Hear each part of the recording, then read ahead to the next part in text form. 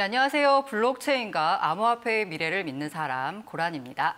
네, 안녕하세요. 블록체인과 암호화폐가 금융의 판을 바꿀 거라고 믿는 이용재입니다. 유튜브 구독은 사랑입니다. 계속 많은 구독 부탁드리고요. 1000명 구독. 네. 600명 남았습니다. 600명. 그날까지 가자. 네. 네.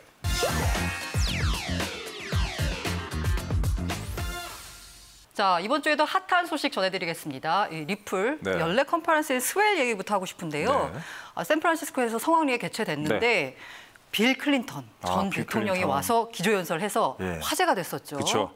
미국 42대 대통령이었던 빌 클린턴이 전 국가경제회 의장 진 스펄링이라는 사람과 둘이 나와서 대담을 했죠. 블록체인과 암호화폐의 미래에 대한 주제로. 제가 알기로는 이 빌 클린턴 네. 강연료만 상당한 돈을 내야 된다고 알고 있는데 리플사 측이 굉장히 많은 돈을 투자하고 있는 것 같습니다. 굉장히 심혈을 기울여서 만든 컨퍼런스라고 보시면 되겠죠. 그래서 여기서 클린턴은 블록체인을 황금알을 낳는 거위라고 비유를 했고요. 지나친 규제로 인한 섣불리 지나친 규제로 재단하는 거는 이런 황금알을 낳는 거위를 미리 죽여버리는 꼴 것 같다. 라고 얘기를 해서 이제 화제가 됐었죠. 쉽게 말하면 거의 배를 갈라서 하는 건 위험하다라는 거죠. 계속 황금알 나와야 되는데.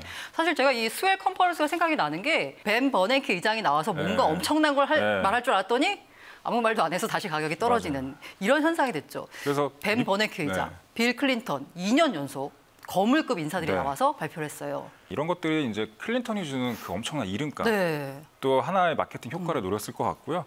그다음에 전 고위 관료들을 등장시킴으로써 규제 우려에 대한 그 대중들의 인식을 좀 환기시킨다. 클린턴 시절에 암호화 기술이 국방부 산하의 군수품 리스트에서 상무부 산하의 상품으로 리스트가 이동이 돼요. 그걸 이제 클린턴이 사인을 하죠. 그다음에 이제 나와서 하는 그 스피치 중에 GPS를 예로 들어서 설명을 했어요. 그러니까 GPS가 과거에 GPS 기술이 등장했을 때 이걸 사람들을 위치를 굳이 위성까지 쓰면서 그 파악을 해야 돼? 프라이버시 문제도 있고 또 범죄에 악용될 수 있다는 문제도 있었죠. 그래서 굉장히 반대가 많았는데 그런 안 좋은 점을 해결해 나가는 그런 방식으로 접근하다 보니 지금은 이제 GPS가 모든 없으면 안 되잖아요. 그래서 이렇게 기술이 발전했다라는 예를 들었죠. 이번에 또 리플에 투자하신 분들께서는 아마 굉장히 많은 관심을 가지셨을 텐데 그 리플사의 핵심 비즈니스 모델이라고 하죠. 엑스래피드. 이걸 세 개의 금융회사가 상업적으로 이용할 준비가 되어 있다라고 해서 화제가 됐었죠. 리플사의 행보가 향후 기대가 됩니다. 그다음 소식은 이 박원순 서울시장 얘기인데 서울을 블록체인 중심 도시로 만들겠다.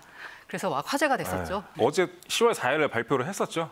블록체인을 이제 암호화폐, 블록체인과 암호화폐와 같은 신기술, 첨단 기술이 꽃피울 수 있는 도시를 만들겠다. 스마트 시티 서울을 만들겠다라고 얘기를 했었고요. 크립토밸리로 유명한 그 스위스 주크에 직접 또 방문을 하셨더라고요. 이 발표를 그 스위스 주크 시청에서 했어요. 그래서 굉장히 의미가 있더라고요. 되게 재밌더라고요. 그래서 어쨌든 굉장히 많은 중요한 발표가 몇 가지 있었던 걸로 아는데. 개포 디지털 혁신파크 운동장 부지 여기에 이제 2021년까지 120개 정도가 들어갈 수 있는 블록체인 산업단지를 만들겠다. 그러니까 2022년까지 1000억 규모의 블록체인 펀드, 블록체인 서울 펀드를 조성해서 여기에 서울시가 한 100억 정도 출자를 하고 나머지 민간에서 들어오는데 이와 관련된 다양한 스타트업에 초기 자금을 지원하겠다라고 얘기를 했었죠. 저희가 지난 시간에 이제 아이콘루프 김종일 대표님 모시고 얘기했던 서울시와 많은 프로젝트를 진행하고 있다. 서울 시범 블록체인 시범 서비스의 구현에도 박차를 가하겠다라고 얘기를 했었죠. 이 정부 기관과 정치권의 블록체인에 대한 관심 일단 점점 뜨거워지고 있어요. 이제 각 국가별 정치권에서도 굉장히 많은 세미나를 하고 있죠. 근데 지금 국가별로 개별 그런 입장을 보는 것도 중요하지만 제일 중요한 거는 이제 미국 SEC의 입장이 제일 중요하다고 볼 수 있습니다. 그래서 사실 우리 금융 정책을 총괄하는 금융위원회 분들을 만나면 하는 얘기가 항상 선례를 참고하겠다, 선진국 사례를 참고하겠다라고 하면서 SEC 얘기를 많이 하세요. 그러니까 SEC가 글로벌 스탠다드를 제시하지 않는 이상 그 범국가적인 가이드라인이 나오기는 쉽지 않을 것 같고요. 유럽연합도 굉장히 여기에는 아직까지는 소극적인 입장이죠. 그 전체 경제 시장에서 차지하는 비중이 작다고 봐서 아직까지는 규제 대상이 아니다라고 얘기를 계속 하고 있고요. 그렇다 보니 올해 11월에 이제 또 아르헨티나에서 G20가 열리는데 거기서도 범국가적인 규제 스탠다드가 나오기는 어려울 거라고 봐요. 왜냐하면 미국의 SEC가 아직 여기에 대해서 뚜렷한 입장을 발표하지 않았기 때문에 어차피 블록체인은 국경이 없잖아요. 그래서 이걸 하나로 꿰려면 어느 정도 통용될 수 있는 글로벌 스탠다드가 나와야 되는데 다 미국을 바라보고 있는 거죠. SEC는 네. CBOE, 베넥, 솔리드 X 합작 비트코인 ETF 네. 언제쯤 승인할까요? 예, 지금 여러 ETF들이 승인을 대기하고 네네네. 있고 지금 연기되고 있고 하는데 제일 중요한 게 이제 저희 CBOE, 바넥, 솔리드X가 합작한 피지컬 ETF가 제일 중요하거든요. 올해 12월 29일 날 또 한 번 더 발표를 해야 되는데 네. 이때도 아마 SEC는 연기를 할 가능성이 굉장히 높다고 봅니다. SEC는 현재 상황이 좀 복잡해요. 네네. 지금 5명의 위원이 있는데 의장을 포함해서 예, 5명인 의장을 거죠? 포함 5명 의원이 있는데 일리아드 로이스먼이 새로 신규 합류했어요. 아주 우호적인 네, 우호적인 입장인. 분이죠. 핀테크에 굉장히 우호적인 분인데 이분이 신규로 합류를 했고요. 근데 카라 엠스타인 위원은 임기가 만료됐어요. 공식적으로 2017년 6월에. 네. 이분이 임기가 만료됐고 이제 만료가 됐어도 후임자가 안 정해 지금 18개월을 더 할 수가 있거든요. 근데 그 18개월 더한 것까지 합치면 올해 12월에 끝납니다. 아, 그러네요. 네, 그래서 올해 12월에 후임자가 나와야 돼요.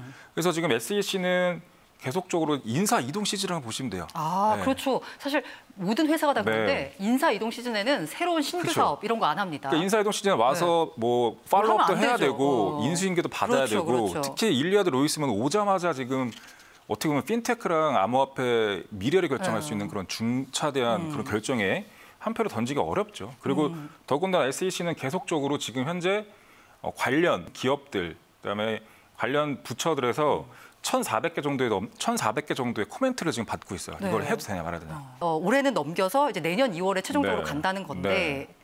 그런데 이게 긍정적일지 아니면 네. 부정적일지 이런 걸 어떻게 할 수가 있는 그렇죠. 건가요? 그거를 한 가지 유출을 할 수 있다는 거죠. 네. 그러니까 SEC 홈페이지를 저는 굉장히 주기적으로 들어가 봅니다. 거기에 굉장히 다양한 단서들이 있는데 그 위원들이 네. 이분들 굉장히 유명한 분들이어서 각종 규제 관련된 컨퍼런스에 엄청 많이 나갑니다. 그래서 이분들이 가서 기조 연설을 되게 많이 해요. 그럼 그 기조 연설문을 SEC 홈페이지에 올려요. 아, 그러면 그걸 읽다 보면은 아 SEC가 현재 위원들이 이런 생각을 하고 있구나, 이렇게 의식이 흐름이 가고 있구나라는 거를 이제 미루어 짐작할 수 있는 거죠. 예. 그 중에서도 가장 많은 그 단서를 찾을 수 있다면 네. 소위 말하는 크립토맘이라고 네. 불리는 우리 피어스 의원의 맞아요. 스피치일 텐데 예. 지난 9월 24일 미시간 대학교 로스쿨 졸업식 때 이제 피어스 의원이 와서 연설을 했죠. 연설을 했는데 일단 먼저 초입에 공공의 이익 증진을 위해 힘써달라고 얘기를 합니다. 근데 공공의 이익 증진을 위해서 굳이 공공기관 가서 봉사할 필요는 없다라고 얘기를 하면서 회사를 가도 되는데 회사에서도 사회 전체 부가가치 높이기 위해서 기여를 하지 않느냐. 근데 그 회사가 그런 거를 극대화하려면 새로운 기술, 혁신 기술을 많이 만들어야 된다. 그래서 여러분들이 가서 그 혁신 기술을 제도화하는 거에 앞장서달라고 당부를 하면서 여지없이 비트코인 ETF 얘기를 또 합니다. 아. 기승전 비트코인 ETF ICO 크립토커런시.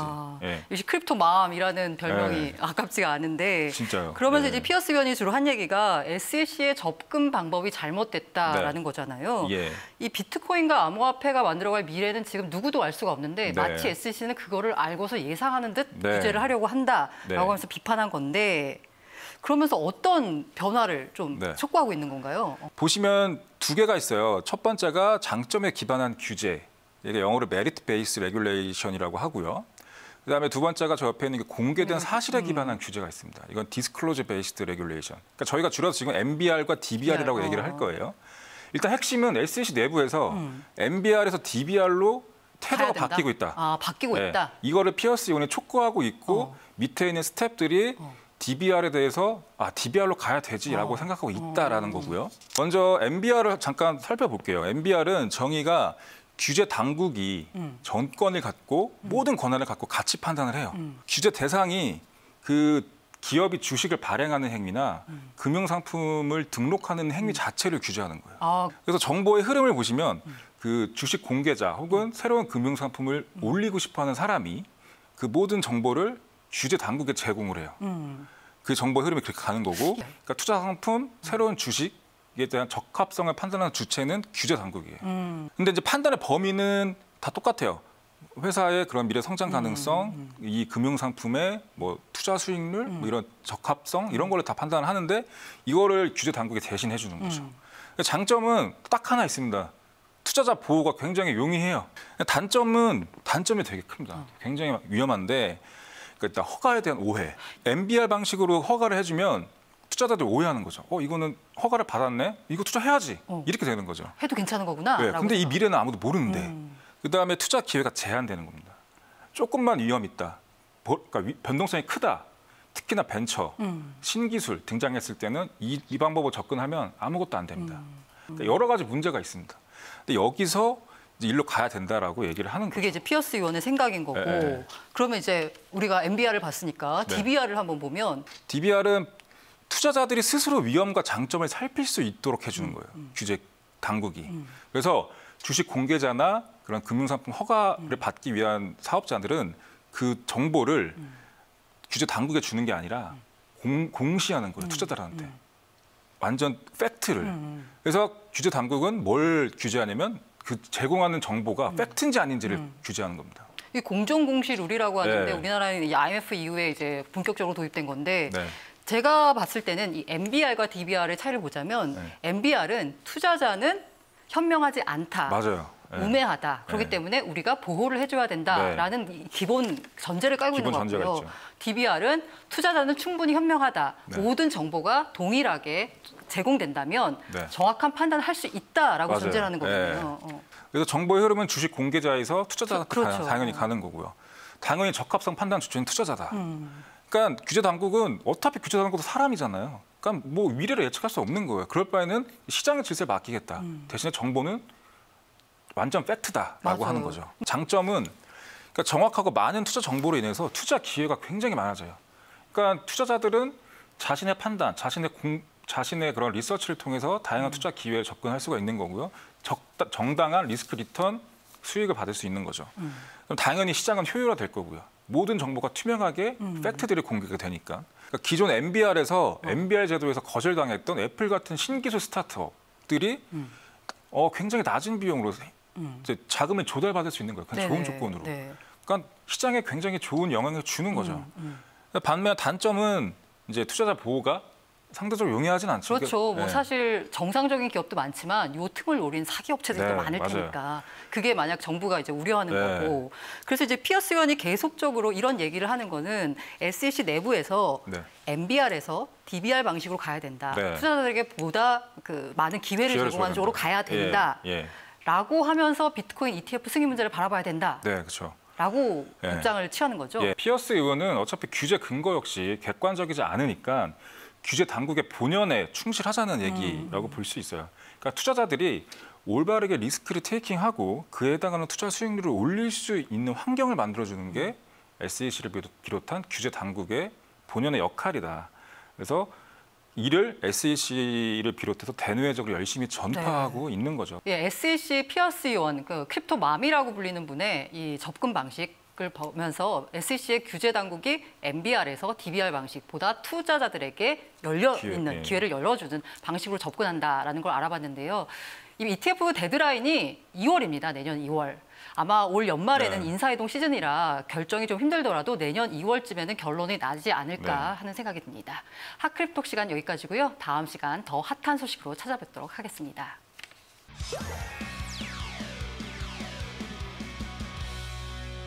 예, 오늘은 비트코인 10년 역사에서 가장 흥미진진하고 긴박했던 순간인 확장성 전쟁에 대해서 알아보도록 하겠습니다. 사실 제가 나중에 소설을 쓰고 싶은데요. 소설 쓴다면 이때를 배경으로 해서 네. 소설을 쓰고 싶습니다. 그렇다면 이 확장성이란 과연 뭔가요?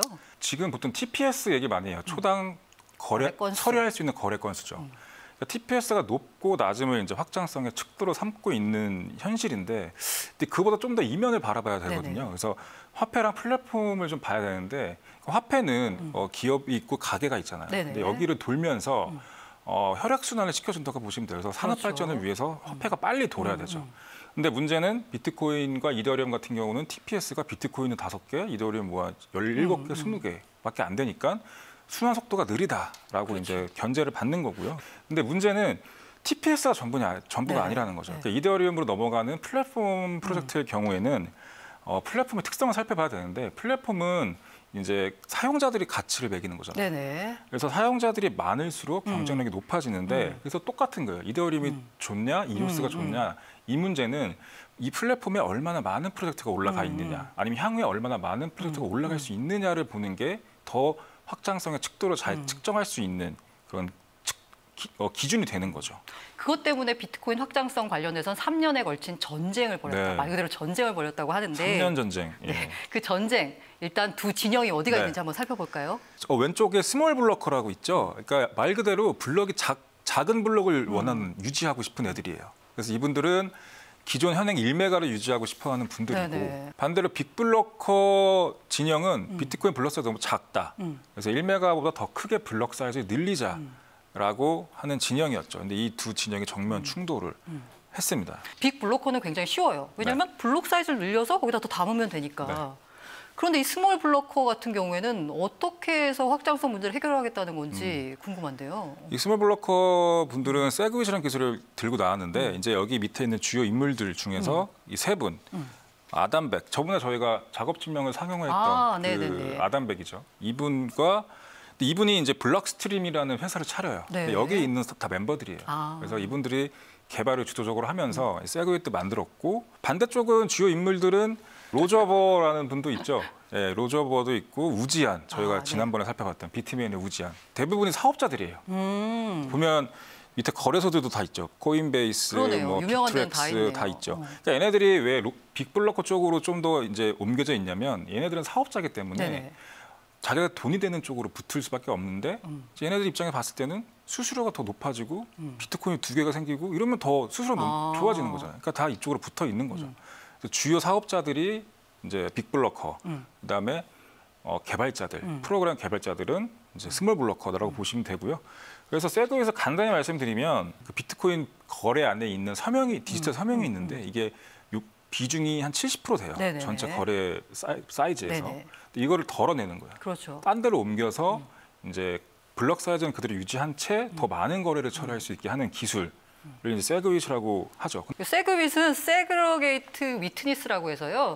서명을 분리해낸다 이렇게 네. 보면 되거든요. 분리해낸 자리에 거래를 더 담을 수 있으니까 확장성 문제가 해결이 된다는 거고요. 네, 그렇다면 이 3년에 걸친 확장성 전쟁 우리 이야기 흐름대로 한번 살펴볼까요? 네. 먼저 이 발단부터 한번 봅시다. 발단은 네. 이제 비트코인 XT라는 프로그램이 새로 생겨요. 이게 벌써 2015년 8월이네요. 2015년 8월이죠. 이때 이제 비트코인 XT는 이제 빅블럭 비트코인 프로그램이었어요. 그래서 기존의 1메가의 블럭 사이즈를 2년마다 2배씩 늘려서 최대 네네. 8메가까지 8배까지 확장할 수 있는 그런 프로그램이었고요. 비트코인 XT는 네. 코어 개발자들이 내놓은 거 아닌가요? 맞아요. 아까 사토시 나카모토가 종적을 감추면서 공식적으로 후계자다라고 지명했던 네네. 개발자가 개빈 안데르센인데 이 사람이 비트코인 XT를 들고 나온 거예요. 네네. 빅블럭. 근데 이제 이게 느닷없이 등장을 하면서 느닷없이. 합의가 이제 이루어지지 않은 상태에서 갑자기 이제 빅블럭 이걸 내놓은 거죠. 그래서 개발자한테도 빅블럭과 스몰블럭이 갈려져 나왔던 상황이었어요. 그래서 급하게 이제 2015년 9월에 비트코인 스케일링 비트코인 몬트리올이라는 행사를 기획을 하고요. 여기서 확장성을 주제로 이제 세미나를 진행해요. 네네. 근데 여기서 이 조세픈과 타디우스 드레야라는 두 분이 라이트닝 네트워크라는 기술을 발표를 합니다. 근데 라이트닝 네트워크에는 책을 보시면 아시겠지만 이게 한 가지 치명적인 약점이 있거든요. 거래 가변성 문제가 해결이 네. 안 됐다. 이게 해결이 안 된 상태에서 라이트닝 이게 네트워크를 나오고요. 하면 네. 이게 어떻게 가능한 건가요? 그렇죠. 바로 2015년 12월에 그 코어 개발자들이 세그윗을 완성을 시키고 스케일링 비트코인 홍콩에서 세그윗을 발표를 합니다. 그래서 이 세그윗의 등장이 진짜 본격적인 확장성 전쟁에 불을 지피는 결말이 아니라 서막이었던 서막에 건가요? 불과했습니다. 제가 보기에는 거의 스몰 블러커 진영이 다 이긴 것 같은데 네. 2016년 이때 어떤 일이 그 채굴업자들 드디어 반격이 나서는 건가요? 이때 그렇죠? 개발자들이 이거 잘하면 빅블럭 비트코인이 나와서 대세가 좁혀질지도 돼버리겠다. 모르다라는 위화감에 휩싸인 거죠. 그래서 이제 얘네들이 바로 이제 또 비트코인 라운드테이블 홍콩을 만들어서 여기서 두 가지가 다 있네요. 예, 맞아요. 합의를 본 거예요. 드디어. 그러니까 스몰 블러커 애들은 세그윗을 원하고 블럭 사이즈를 안 늘리게 원하는데 반대로 빅블러커 애들은 블럭 사이즈 늘리게 원하잖아요. 근데 세력이 둘 다 비등비등해진 거예요. 채굴자들이 여기 붙으면서 채굴사들이. 그래서 둘 다 하기로 합의를 본 게 이제 홍콩 합의다라고 보시면 돼요. 이게 2016년 2월이거든요. 네. 전쟁이 끝나지 않은 것 같은데 여기서 그냥 끝난 것 같은데 또 뭔가 그 사이에 네. 근데 이 홍콩 합의 때 네. 주요 개발자들이 참석을 안 했어요.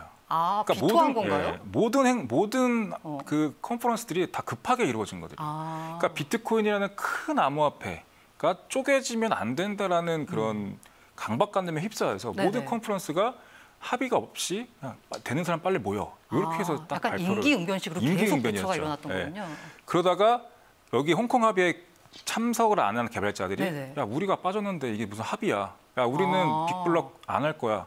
라고 하면서 그 블럭 사이즈를 늘리는 거를 네. 취소시켜버려요. 아니 합의를 했는데 취소를 한 취소를 한 거예요? 거죠. 그러니까 이제 그 빅블러커 채굴 회사들이 열받은 거죠. 그래서 여기서 네. 전쟁이 시작되는 거예요. 그래서 아, 보시면 9월에 로저버가 아, 이제 홍콩 합의가 무산돼서 이제 열도 받았고 네네네. 또 마침 또 거래소들 네네. 코인베이스와 코인베이스가 네. 근데 코인베이스는 그냥 거래소잖아요. 네네네. 수수료만 많이 받으면 돼요. 그래서 비트코인 클래시라는 게 또 나와서 사람들이 거래를 많이 하면 네. 그냥 수수료 더 많이 되니까? 받는 건 좋잖아요. 그래서 우리 코인베이스가 비트코인 클래식을 추가할 수도 있어라고 발표를 하는 겁니다. 그 다음에 로저버가 다시 또 얘기해요. 나는 비트코인 언리미티드 채굴했어. 나 이거 나 여기에 이제 이쪽으로 갈 거야.라고 얘기를 하면서 이제 진짜 더 전쟁이 더 완전 열기가 더 세지는 거죠 이제. 이게 9월이고 11월에 세그윗을 정식으로 출시를 했죠. 네, 출시를 했습니다. 그럼 신규 출시되는 비트코인 프로그램을 탑재를 했는데, 근데 여기서 드디어 우지안이 등장하는 거죠. 드디어 그분이 움직입니다. 네. 그분이 우지안이 반대할 경우에는 이제 세그윗이 활성화될 수 없는 상황이었던 거고 역시 우지안이 2017년 3월에 반대를 합니다. 아, 그리고 엔트풀, 네. 비트메인에 직접적으로 종속된 엔트풀이라는 채굴 회사가 우리 비트코인 언리미티드, 그러니까 아까 말했던 빅블럭 비트코인 네네네. 중에 하나죠. 이거를 채굴할 거야라고 발표를 하죠. 네. 그리고 거기에다가 아까 로저버도 이걸 네. 비트코인 언리미티드를 채굴하겠다고 그쵸. 하고. 근데 사실 로저버랑 우지안 같은 경우에는 뭐 사토시 다음으로 네. 비트코인을 많이 갖고 있다라고 네. 이제 표현되는 사람들인데 예. 이 둘이 비트코인 언리미티드를 채굴했다라는 건 거의 뭐 이쪽으로 넘어간 거 그렇죠. 아닌가요? 그래서 빅블럭 단숨에 쪽으로? 비트코인 언리미티드 노드의 해시 파워가 20% 남짓해서 갑자기 40%로 뛰어요. 그럼 거의 뭐 주류를 장악했다라고 그러니까 이제 볼수 스몰 있는데. 블러커들이 이거 진짜 쪼개지는 거 아니야라고 엄청 이제 무서워했던 거죠. 그래서 그림 보시면 비트파이넥스가 네네. 비트코인 언리미티드를 선물 형태로 상장을 발표해요. 상장하겠다. 이거 분위기가 완전히 지금 넘어가고 있는 것 같은데요. 그러니까 저 거래소들, 글로벌 거래소들이 비트코인은 쪼개진다에 베팅을 한 거죠. 그리고 바로 뒤에 19개의 거래소, 전 세계 19개의 거래소가 비트코인 언리미티드 상장하겠다라고 공식 성명서를 발표합니다. 이 어떻게든 비트코인 언리미트가 갈라져 나온 것, 이걸 이제 막아야 되겠다라고 네. 해서 개발자들 중에서 약간 급진파라고 해야 되나? 강경파가 예, 그렇죠. 배수해진 전략을 들고 네. 나온 게 바로 이 문제의 UASF라는 그렇죠. 건데요. 예. 위에 헤엄치고 있는 게 이제 우지안이고요. 밑에 이제 상어가 저 헤엄치고 있는 우지안을 이제 먹어버리겠다라는 UASF를 상징하는 겁니다. 그러니까 UASF가 뭐냐면 이걸 합의를 보려고 뭐 하자니 너무 힘들다. 얘네는 말이 안 통한다. 네. 노드임을 활용해서 그냥 우리끼리 그냥 진짜 강경하게 가자라는 거예요. 세그에서 그냥 도입해버리자. 그래서 이제 이거를 발표했더니 이제 채굴자들은 굉장히 반발을 한 거죠. 네네네. 채굴자들도 이제 뭐야 얘네 우리가 거의 승기를 잡았다고 했는데 스몰 블러커들이 배수의 진을 치면서 진짜 한 방 먹인 거죠 이거. UASF에 대한 자세한 시나리오는 책을 참고하시면 도움이 되도록 하겠습니다. 그래서 보면 이 채굴자들이 결국은 이제 연산 능력을 무기로 개발자들을 압박했는데 개발자들이 이 노드의 힘을 가지고 채굴자들을 압박하기 시작했고 서로 지금 막 거의 뭐 일촉즉발의 위기까지 이제 온 게 됐는데 그 다음에 전개는 또 어떻게 되는 건가요? 빅블러커들이 또 반격을 하죠. 그러니까 누가 한 명 때리면 또 반격하고 때리면 반격하고 이런 상황이 이제 계속 연출이 되는데. 근데 어쨌든 간에 그러면서 이 와중에 어쨌든 그 하드포크는 일어나지 않고 유지는 되고 있는 거죠. 유지되고 이제 또 어느 집단은 또 합의를 하자고 또 계속 열심히 노력을 하고 그러니까 이 모든 게 혼재됐던 완전 혼란기였어요 이때가. 그래갖고 또 뭐 로저버 같은 경우는 내가 비트코인 언리미티드를 채굴하기 위해서 이 시장을 육성하기 위해서 내가 그동안 갖고 있었던 기존 비트코인을 다 매도하겠다는 얘기까지 그럼 했었죠. 가격이 막 폭락했습니다 이때. 그러니까 막 서로 때리고 치고받고 하는 거죠. 그러다가 이제 스몰 블러커 중에서 아까 세그윗을 만들었던 그레고리 맥스웰이라는 사람이 있는데 이분이 이제 비트맨의 우지안이 왜 그렇게 세그윗을 반대했느냐를 조사해 봤더니 세그윗이 되면 비트맨이 갖고 있던 그 채굴을 더 잘하게 만들어주는 시스템, 프로그램을 돌릴 수가 없게 돼요. 그러니까 우지안은 이거를 길을 쓰고 막았던 거다라고 해서 이제 반격을 하죠. 여기도에서 그 엔트 블리드라고 하는 스캔들이 한몫을 한 건데 최근에 그 뉴스 보시면 아시겠지만 중국 쪽에서 이쪽에다 뭔가 칩을 심어가지고 뭔가 뭘 하려고 했다라는 게 그 많이 얘기가 되고 있잖아요. 역시나 뭔가 비트코인 쪽에서 채굴기에다가 뭔가를 심었다. 리모트 컨트롤을 그래서 거죠. 우리 마음대로 조정하려고 한다, 비트메인으로. 이러면서 상당히 도덕성에 타격을 입게 되는 거 아닌가요? 그래서 비트메인은 이거를 실제로 사용한 적은 없고 그러니까 채굴기를 분실했을 때 대비한 그런 임시 방편이다라고 해명을 했지만 신뢰가 완전 추락을 했죠. 스몰 블로커 쪽으로 전세가 기운 건가요, 완전히? 2017년 5월에 이제 뉴욕 협약을 통해서 이제 세그웨이 2X가 발표됩니다. 이게 뭐냐면 그 홍콩 합의의 재판이에요. 그래서 세그웨이도 하고 블럭 사이즈도 2메가로 업그레이드를 하는 거죠. 늘리는 거죠. 그래서 이게 5월에 합의가 이루어졌죠. 그러니까 이제 홍콩 합의에서 세그윗 하고 2메가로 늘리자라고 했었는데 그게 이제 개발자들의 반대로 찢어져서 뭐 이렇게 저렇게 난리를 피다가 결과적으로는 다시 글로 간 거예요. 그래도 찢어지는 것보다는 여기서 합의를 하자라고 해서 그 5월 달에 2010년 작년 5월에 세그윗 2X라고 해서 뉴욕 협약을 맺었어요.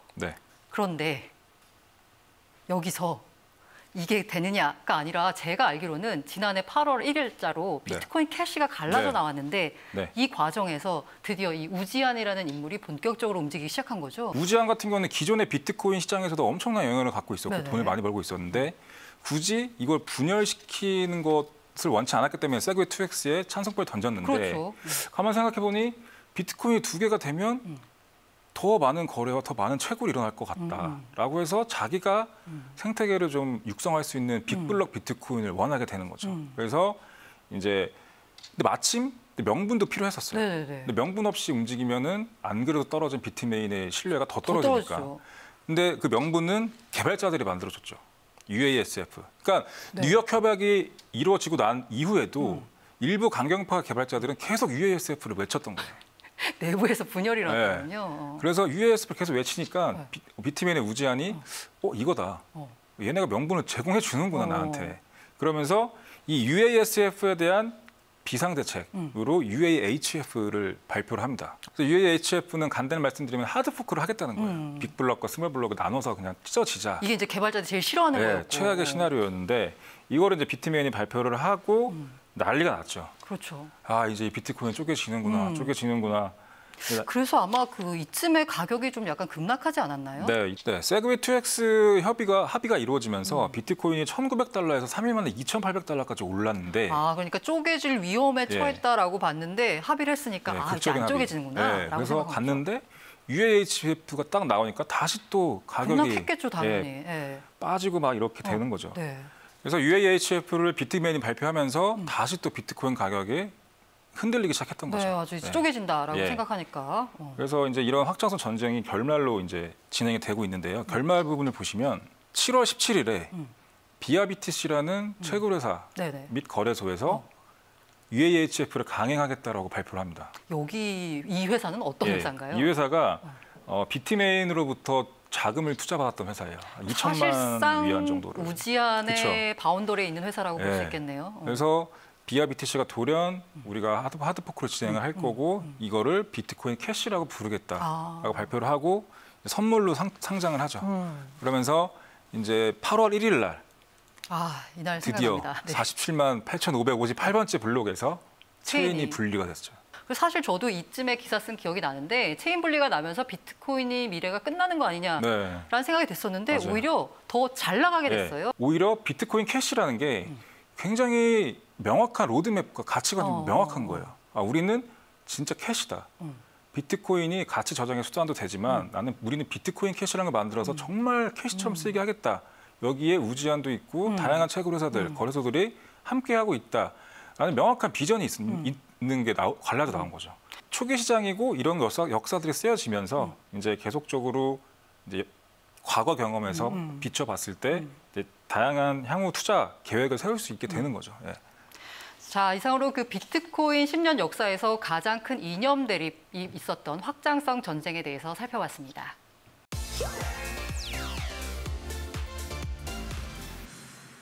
예, 오늘 드디어 그분이 나오셨습니다. 그분. 아, 제일 유명하신 분이죠. 암호화폐 네. 업계에서. 바로 국내 암호화폐 거래소 업비트를 운영하고 있는 두나무의 우리 이서구 대표님을 모셨습니다. 안녕하십니까. 와, 드디어. 드디어 네. 저희 주님이시죠. 네. 저희 여기 방송을 후원 후원하고 업비트. 계시는. 네. 네. 뭐 사실 아는 분들이야 다 아시겠지만 그래도 혹시나 모르시는 분들이 네. 있을 것 같아. 나 이런 사람이야. 네, 자기소개 부탁드립니다. 네, 안녕하십니까. 과거가 복잡한 남자 이서구입니다. 저는 사실은 중국사를 공부를 했어요. 전혀 안 학부 때. 어울리죠. 네, 전혀 안 학부 어울립니다. 때 무려 석사까지 중국사를 하고 제 첫 직장이 고란 기자님하고 같은 네, 직장입니다. 그래서 열심히 중앙일보 친한 척하고 있습니다. 네, 기자로 입사를 했고 조금 하다가 미국 가가지고 로스쿨 네. 들어가서 미국 변호사를 하다가 또 그것도 그만두고 귀국해서 지적 호기심이 굉장히 네, 많은. 그렇죠. 네, 제가 AB형입니다. 아, 많은 천재. 것이 설명이 천재. 되죠. 천재. 그건 잘 모르겠고 그 다음에 NHN 갔다가 카카오 갔다가 다시 중앙일보로 또 들어가서 디지털 쪽 일을 하다가 현재 두나무에 근무를 하고 있고요. 두나무는 뭐 잘 아시다시피 업비트라는 가상화폐 거래소를 하고 있고 사실은 그 전에 저희가 그 카카오 증권 네, 네. 서비스를 하는 카카오 스탁 네. 이라는 서비스를 4년째 하고 네. 있습니다. 대표님 혹시 이 암호화폐 업계에 들어오시기 전에 비트코인 혹시 접하신 적이 있으신가요? 접한 적이 있죠. 제가 사실은 우리 고란 기자님 감사합니다. 어쩌다 투자 칼럼을 읽으면서 관심을 아. 사실은 갖게 됐고요. 네. 그리고 제 지인 중에 한 친구가 이제 이 비트코인이라는 게 코인이 뜨고 있다. 투자를 해야 된다. 그냥 비트코인을 샀으면 되는데 네. 채굴업체에 투자를 하라고 그래가지고 꽤 많은 돈을 채굴업체에 모르는 상태에서 투자를 했다가 네. 물리셨나요? 그 사이트가 없어졌더라고요. 미국에 있는 회사인데. 그래서 근데 사실 이 업비트 저희가 이제 대표님 나오신다고 하니까 사실 주변에서 제일 많이 물어봐요. 도대체 신규는 언제 되는 거냐? 신규 계좌가 빨리 터져야 되고 정말 저희 유저분들한테 죄송하게 생각하고 사실 이제 유저분들도 아니죠. 이게 유저가 되시기 위해서 기다리시는 분들이 굉장히 많은데 저희도 백방으로 노력을 하고 있습니다만은 기업은행이 뭐 여러 가지 사정 때문에 아직은 안 터지고 있어가지고 계속 설득 중에 있습니다. 그래서 유저분들이 하는 얘기가 왜 기업은행하고만 비즈니스를 하려고 하느냐. 농협 봐라. 비스업 농협이랑 하지 않느냐라고 하는데 다른 은행들과는 관계가. 저희도 이제 다른 은행들 찾아가서 같이 좀 할 수 없을까 많은 문의도 드리고 하는데 그 은행들 간에 그런 좀 암묵적 합의가 있나 봐요. 이제 사실 뭐 암호화폐 사이 거래소 나누기 같은 게 하나는 있죠. 아니 그게 아니라 이게 금감원에서 1은행의 원칙 뭐 이런 게 금감원에서 이렇게 있어가지고 주시하고 있기 때문에 한 데서들 잘 안 되네요. 안타깝네요. 많이 노력은 하고 있습니다. 조금만 저도 지금 기다려 주십시오. 빨리 뭐 이 방송을 보실지는 모르겠지만 우리 금감원이나 아니면 금융당국 관계자 여러분 아니면 은행 관계자 여러분 빨리 계좌를 열어주시길 바라면서 최근에 그리고 되게 활동 폭을 넓히고 계세요. 그 블록체인 협회 이사로 선임이 되셨는데 뭔가 이제 업계 목소리를 적극적으로 대변하겠다 이렇게 나오신 건가요? 개별 회사들이 움직이기보다는 같이 이쪽 그 전체 산업이 한 목소리로 움직여야 될 것 같아가지고 지금 현재 너무 부정적으로 이쪽 시장을 보고 있어서 협회 통해 가지고 여러 가지 활동을 좀 해볼까 해서 이제 이사 선임까지 됐는데 뭔가 많은 기대. 열심히 하겠습니다. 네. 업비트가 최근에 이제 해외 쪽으로 이제 사업에 진출하시면서 싱가포르 거래소를 오픈하셨다고 발표를 하셨는데. 뭐 이거 관련해서는 비즈니스 어떻게 준비를 하셨고 뭐 과정에서 문제점은 없으셨는지 워낙 또 저희 국내가 규제를 많이 하다 보니까 사실 오픈하시기 전에 그 대표님께서 하신 말씀인데 야 송금이 안 돼가지고 우리가 해외 사업을 못 하겠다라고 하셨는데 근데 갑자기 오픈할게요 이렇게 하니까 사실 좀 약간 어떻게 했지? 배경 설명을 좀 드리자면은 블록체인이라는 거 특히 또 거래소라는 게 이게 글로벌리 돌아가는 사업이다 보니까는 태생적으로 이제 글로벌 사업을 생각을 안 할 수가 없어서 저희가 연초부터 준비는 했고요. 하는 과정에서 저희도 몰랐는데 이제 뭐 그 동남아에서 처음 시작을 해보자 그쪽 시장이 괜찮겠다 해서 준비를 했는데 막상 자본금을 송금을 하려니까는 해외 송금이 안 돼요. 은행에서 안 해준다고 그러더라고요. 네, 그래서 은행에 왜 안 되냐? 우리 이게 뭐 여러 가지 불법 자금도 아니고. 네, 저희가 뭐 룸사롱과 같은 단결에 있지만 이게 합당한 비즈니스를 네. 하려고 하는데 송금을 한다라고 했더니 은행에서는 그냥 잘 안 해주시고 네. 이유도 말씀을 안 해주시는데 네. 추정컨대 뭔가 이 암호화폐 거래소들은 이 자금이 제대로 이게 검증이 안 된 돈을 네. 해외로 네. 보내가지고 뭐 비트코인을 네. 산다거나 네. 다른 암호화폐를 살까봐 뭐 그럴 수는 있겠지만 저희가 소명을 하겠다고 하는데도 계속 그냥 다 뭐 막아서 사실 스타트업에 블록체인이나 암호화폐, 크립토커런시가 들어가면 아예 계좌도 안 열어준다는 그런 것 하는 같아요. 있더라고요.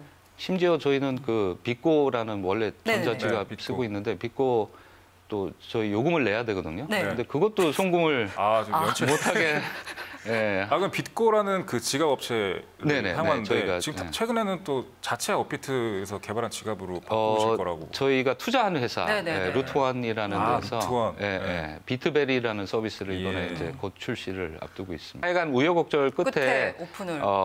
아마 다다음 주쯤 네네. 네. 거래소는 오픈을 할 것 같고 네. 예. 그 전에 저희가 이제 고객들 먼저 네네. 신청을 받아서 네. KYC 하고 이제 AML 프로세스 지금 그 준비를 신청을 하고 받는 있습니다. 과정인가요? 그렇습니다. 반응이 네. 어떤가요? 뭐 아무래도 해외에서 하는 거다 보니까는 뭐 그렇게 막 뜨겁지는 않고요. 네. 그래서 이게 조금씩. 사실 이 업비트가 네.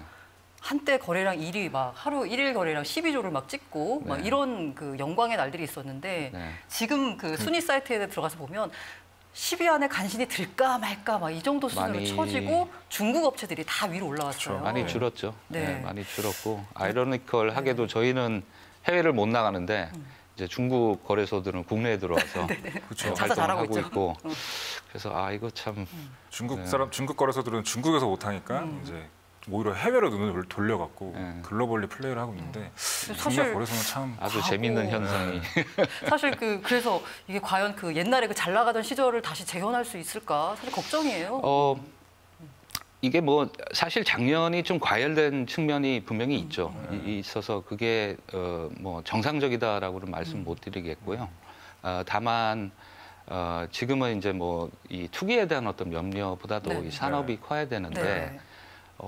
그게 뭐 거래량보다는 좀 이런 부정적인 인식이라든지 네. 좀 산업으로서 좀 이렇게 키워야 되는 네. 그런 여러 가지 노력들을 해야 될 때라고 생각을 해요. 향후에 이런 산업 발전 육성 관련해서 업비트의 계획 같은 게 좀 있나요?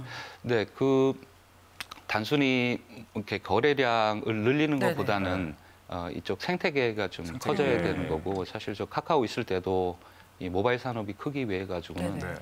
이제 그 어느 특정 회사보다도 이제 플레이어들이 다 네. 같이 잘 될 수 있는 플랫폼을 구축을 해야 되는데 같은 전략이라고 생각을 하시면 될 것 같습니다. 저희가 투자도 해서 블록체인 관련 스타트업들 지원도 하고 두나모엔 파트너스라는 회사도 있고. 두나모엔 그래서, 파트너스를 자회사를 만들어 가지고 앞으로 3년 동안 한 1,000억 네. 정도 또 람다 256 네. 박재현 소장님 예, 나오셨죠. 나왔죠. 네. 예, 그래서 연구소를 통해 가지고 네. 이 기존에 있는 산업들이 네. 블록체인을 쉽게 접목을 시킬 네. 수 있는 그런 방법들도 찾고 있고 또 제주에서 컨퍼런스 같은 거 했듯이 네. 사실 개발자들이 이제 이쪽 산업의 중심에서 해야죠. 주역이신데 그것보다는 다들 지금 코인에 눈이 가 네. 있어가지고 이 개발자분들이 좀 목소리를 낼 수 있는 그런 자리들도 마련을 하고 있습니다. 정부의 암호화폐 정책에 대해서 혹시 개인적인 건의사항이 혹시 있으신가요? 개인적인 아니라 업계 건의사항에서 업계 건의사항. 다 종합적으로 이제 네. 협회도 이제 들어가지고 했었으니까. 간혹 정부에 계신 분들 만나서 말씀을 들어보면은 굉장히 많이들 알고 계세요. 잘 네네. 알고 계시고 상황도 잘 알고 계신데 풀어야 되는 문제들이 많은 것 같아요. 네. 이게 네네. 국내 뿐만이 아니고 이제 네. 해외의 다른 정부들 또 다른 기관들하고도 풀 문제가 많다는 거는 이해는 하지만 일단 이게 하나의 산업으로 인정을 해야 그 다음 네. 단추가 끼워지는데 기본적으로 투기로 보시는 분들이 워낙 네네. 많고 아직도 그 비중이 많은 그게 많이 되는 것 같아요. 이게 언제 다시 또 작년 같은 불붙을지 모른다. 상황이 터질지 모른다 이런 우려들을 갖고 계셔서 그렇지만은 이게 투기적인 측면대로 대응을 하되 네. 긍정적으로 키워낼 부분은 잘 이렇게 계획을 좀 세워야 네. 되는데 그런 계획이 잘 안 보이더라고요. 그래서 조금 염려가 되고요. 그런 와중에 이제 중국이 치고 나오고 네네. 있고 네. 그런 거를 봤을 때 좀 이 업계하고 소통을 좀 늘려서 제일 중요한 것 지금은 같습니다. 네. 아예 만나는 것 자체를 부담스러워하셔가지고 지금도? 그런 게 되게 좀 안타깝더라고요. 네. 혹시 가장 좀 유망하다고 보는 뭐 코인이나 블록체인 프로젝트가 있는지. 그럼 많죠. 네, 많이 있어서 저희가 다른 거래소들보다는 많이들 코인을 상장을 해놓고 있고요. 똑 집어서 말씀을 드릴 수가 없죠. 제가 거래소에 일하는 입장에서 그렇죠. 이거다라고 잘 되길 바라는 마음이 있으니까 나중에 또, 뭐 예. 소주 한 잔 사주시면 개인적으로? 개인적으로 예. 뭐 이렇게 투자자분들에게 하고 싶은 말이나 아니면은 야 이건 정말 오해다 하면 거나 아니면은 뭐 어떻게 했으면 좋겠다라고 말씀을 하신다면.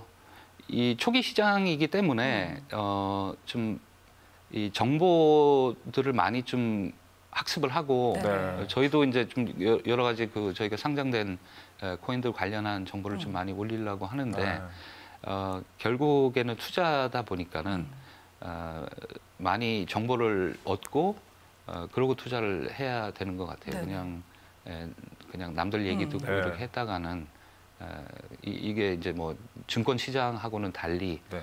뭐 상한가 하한가도 없고 24시간. 사이드 브레이크도 운동성이 없고 그러다 보니까는 굉장히 좀 전문적인 그런 지식이 필요한데 그래서 좀 그런 부분에 유의를 하면서 투자를 해야 될 것 같습니다. 그래서 또 저희 이 쇼미더 크립토 방송도 또 후원을 업비트에서 해주시고. 후원도 어떻게 보면 또 업비트를 통해서 이 블록체인 시장을 또 개척한다라고 볼 수 있는데 그 가능성 정도를 어느 정도로 보시는지 이 블록체인 이 산업의 가능성 정도. 뭐 저도 이제 막 그 공부를 하고 있는 입장이라서 잘은 모르지만은 그 어떤 느낌적 네, 느낌? 그러니까요. 그 촉. 상으로는 굉장히 많은 분야의 네. 산업으로 이 블록체인이 퍼져 나갈 것 같고요. 그러다 보면은 이 거래소 역할이 굉장히 중요해질 것 같아요. 네. 각 프로젝트를 연결을 시켜주는 네. 게 어쨌거나 거래소이다 보니까는 저는 굉장히 긍정적으로 보고 있습니다. 좀 사실 되게 놀라운 게 카카오가 그렇게 돈이 안 되는데도 불구하고 계속 서비스를 해서 도대체 뭘 믿고 저렇게 계속하나 했는데 이게 딱 어떤 순간을 지나니까 정말 이거는 이제 따라올 수가 없는 경제대에 따라올 수가 없는. 분명히 그 서비스의 임계점이 있는 것 같고요. 그 임계점을 딱 넘어서는 순간 대세가 되니까는 분명히 블록체인 쪽에도 그런 게 있다고 생각을 합니다. 많이 바쁘실 텐데 오늘 여기까지 찾아주셔서 정말 감사드리고요. 네. 투자자분들이나 아니면 업비트 고객분들이 많은 도움이 됐으면 합니다. 네. 오늘도 빠질 수 없는 도서 당첨의 시간. 행운의 주인공은 네, 바로 두 분 축하드립니다. 네, 축하드립니다. 지금 화면에 나가고 있는 두 분은 이름, 주소, 연락처 남겨주시면 저희가 직접 친필 사인이 담겨있는 도서를 책을 보내드리도록 하겠습니다. 네, 오늘도 함께해 주셔서 감사합니다. 네, 감사합니다.